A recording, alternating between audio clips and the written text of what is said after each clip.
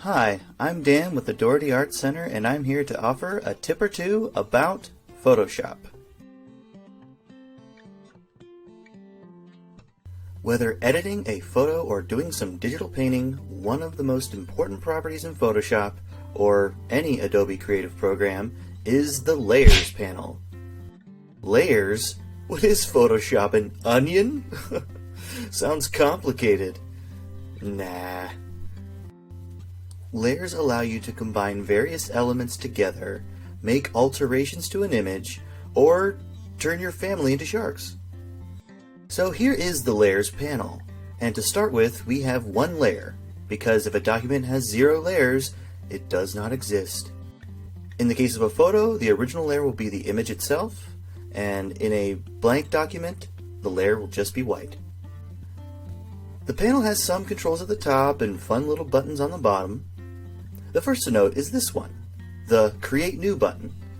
This appears all over Photoshop, and it means it will create a new thing, wherever it is. So in the Brushes panel, it makes a new brush. In the Swatches panel, it makes a new swatch. And in Layers panel, it makes a new layer. When you make a new layer, it's blank. It's like a transparency you can draw on or put things on, like squiggles, faces, or big red X's. And once you have the layer, you can order it with the other layers however you want, by pulling the layer up and down in the panel. Look for the blue line to make sure the layer will drop above or below a layer. Layers are conveniently organized from top to bottom, so the topmost layers are on the top, and the bottommost layers are on the bottom. And if you don't like a layer, you can hit this cute little trash can and delete it. Or you can click on the layer and drag it in. And if you don't want to delete it, but just hide it from view, click on the eyeball.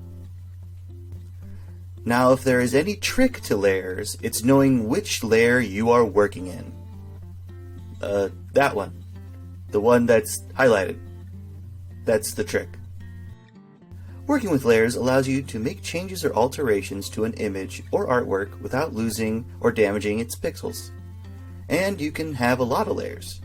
You can have so many that if you need to, you can place your layers in little groups or folders. This also helps to get layers to stay together if they need to move. And that is the Layers panel. There are a few more buttons on the top and bottom, like an opacity slider and layer effects, but that's for another time. Utilizing layers is essential to working effectively in Photoshop, and if you don't, see, that wasn't so complicated, was it?